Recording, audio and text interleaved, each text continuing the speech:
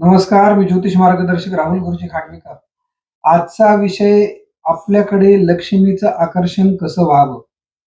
भरपूर जणांचे व्हिडिओ असतात की लक्ष्मी प्राप्ती व्हावी, लक्ष्मी स्थिर व्हावी व बरेच आपल्यालाही अडचणी अशाच असतात की आपल्याला पैशाची अडचण आहे. व्यवसायामध्ये पैसा कमी पडतो, घरामध्ये सुख शांती समाधान लाभत नाही पैसा नसल्यावर. अनेक अडचणी पैशांमुळेच तयार होतात. तर त्यासाठीच आज मी तुमच्यासमोर असा सुंदर विषय घेऊन आलेलो आहे, की लक्ष्मीचं आकर्षण आपल्याकडे व्हावं. आपण कष्ट तर प्रत्येक जणच करतो, पण प्रत्येकाच्याच कष्टाला, मेहनतीला फळ मिळतं असं नाही. प्रत्येकालाच फळ चांगलं मिळावं आणि त्याच्यातूनही त्यांचा धनलाभ व्हावा, त्याच्यातूनही त्यांची उत्कर्ष उन्नती व्हावी. ह्या सगळ्या गोष्टी ह्याच्यावर अवलंबून असतात. त्याच्यासाठीच हा मी तुमच्यासमोर विषय घेऊन आलेलो आहे. त्याआधी तुम्ही माझ्या चॅनलला सबस्क्राईब केलं नसेल तर सबस्क्राईब करा. नवीन-नवीन व्हिडिओ पाहण्यासाठी आपल्याला मदत होईल. चला तर जाणून घेऊया लक्ष्मी आकर्षण हा विषय काय आहे.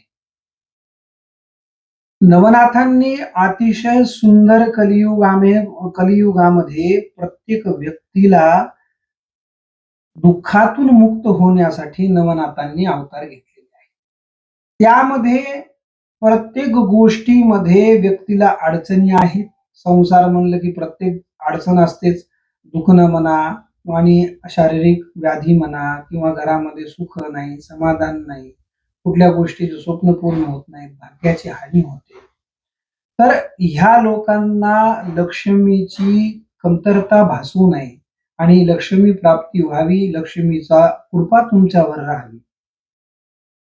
लक्ष्मी ह्या शब्दाचा अर्थ असा आहे, की लक्ष्मी म्हणजे पैसा नाही. लक्ष्मी म्हणजे घरामध्ये धन, धान्य, उत्तम आयुर-आरोग्य, घरामध्ये सुख, शांती, समाधान या सगळ्याच गोष्टी लक्ष्मी नावाखालीच येतात.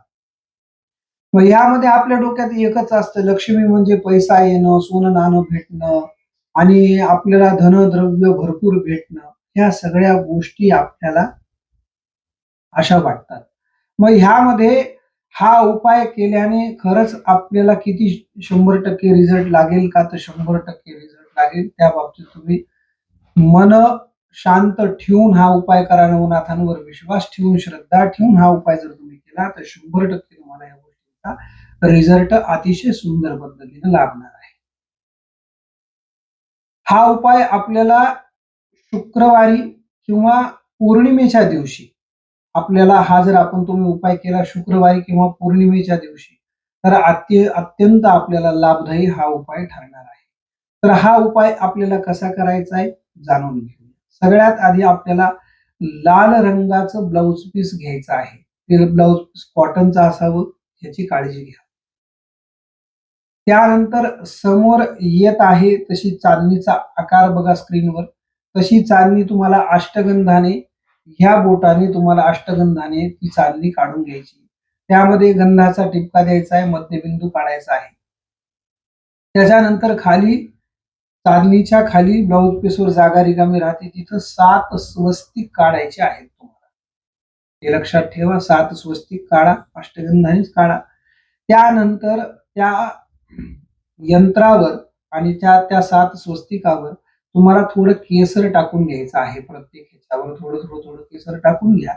त्याच्यानंतर तुम्हाला हळदी, कुंकू वाहून व्यवस्थित लक्ष्मी म्हणून पूजा करायची आहे. प्रथमतः त्याची व्यवस्थित पूजा करून घ्या. पूजा झाल्याच्या नंतर तुम्हाला 16 हळकुंड घ्यायचे आहेत. त्यानंतर तुम्हाला 16 कवड्या घ्यायच्या आहेत. त्यानंतर तुम्हाला 16 कमल बीज घ्यायचे आहेत. हे 3च वस्तू घ्यायच्या आहेत. त्यामध्ये ह्या 3 वस्तू एकत्र त्या मंडलावर म्हणजे जी चांदणी काढलेली आहे त्या बिंदूवर ते सगळं ठेवायचं आहे. ठेवल्याच्या नंतर त्याची पूजा व्यवस्थित करा. त्याला अत्तर थोडं लावायचं आहे. अत्तर भरपूर लावलं तर काही गरज नाही. थोडं अत्तर लावा. त्याच्यानंतर कुंकू मार्जन करायचं आहे. ओम श्री महालक्ष्मी नमः म्हणून 108 वेळेस तुम्हाला त्याला कुंकू व्हायचं आहे. कुंकू वाहिल्याच्या नंतर तुम्हाला गुळ फुटाण्याचा नैवेद्य दाखवा किंवा पेढ्याचा नैवेद्य दाखवा किंवा गुळाचा आणि खोबऱ्याचा नैवेद्य दाखवला तरीही चालेल, काही अडचण नाही. मग हे सगळं झाल्याच्या नंतर तुम्हाला श्री महालक्ष्मी स्तोत्र हे पुराणोक्त, हे स्तोत्राचं कुठेही तुम्हाला पुस्तकाच्या दुकानामध्ये हे पुस्तक तुम्हाला कुठेही ग्रंथ छोटा मिळून जाईल. त्याचं 22 ते 23 ओळीचंच ते स्तोत्र असतं. त्याचे तुम्हाला 16 पाठ करायचे आहेत फक्त. ते 16 पाठ झाले, की 16 पाठ झाल्याच्या नंतर कापूर ओवाळून घ्यायचा आहे. आरती म्हणायची गरज नाही. त्यानंतर त्या ब्लाउज पीसची व्यवस्थित गोल गुंडाळा करून घडी घालून त्याला बांधायचं. त्यानंतर पिवळ्या रंगाची जी लोकर असते, उलण म्हणतात त्याला, त्या उलणनं ते व्यवस्थित गच्च बांधून घ्यायचंय. ते बांधून घेतल्याच्या नंतर ते जे गठोडं आहे, जिथं तुम्ही दररोज पूजा करता, देवघरामध्ये सुद्धा ठेवू शकता. त्यानंतर तुम्ही ते तिजोरीमध्ये तुमचा व्यवसाय चालू असेल, व्यवसाय व्यवस्थित होत नसेल तर तिजोरीमध्ये सुद्धा तुम्ही ते ठेवू शकता. त्यानंतर तुम्ही घरच्या सुद्धा कपाटामध्ये ते ठेवू शकता. तुमचा व्यवसाय आणि घरी तुम्ही हे 2 उपाय करून सुद्धा एक गठुडं घरी आणि एक गठुडं तुम्ही व्यवसायाच्या ठिकाणी म्हणजे दुकानामध्ये तुम्ही ठेवू शकता. त्यानंतर तुम्हाला परत कुठलीही पूजा हे करायची काही गरज नाही. त्यानंतर ज्या दिवशी असं तुम्हाला वाटेल आता हे थोडं खराब झालेलं आहे, तर हे व्यवस्थित स्वच्छ पाण्यामध्ये नंतर 1, 2, 3, 4 महिन्यांनी हे विसर्जन करून द्या आणि परत नवीन शुक्रवारी किंवा पौर्णिमेला हा उपाय तुम्ही करा. हा उपाय केल्याच्या नंतर तुम्हाला अतिशय धनलाभ तर होईलच होईल, पण तुम्हाला मानसिक समाधान, उन्नती लाभेल. 16च पाठ तुम्हाला सूक्ताचे म्हणजे लक्ष्मी सूक्ताचे किंवा स्तोत्राचे पाठ करायचे आहेत. हे विधान व्यवस्थित समजून घ्या. व्हिडिओ व्यवस्थित पूर्ण बघा. अधिक माहितीसाठी संपर्क करा. धन्यवाद.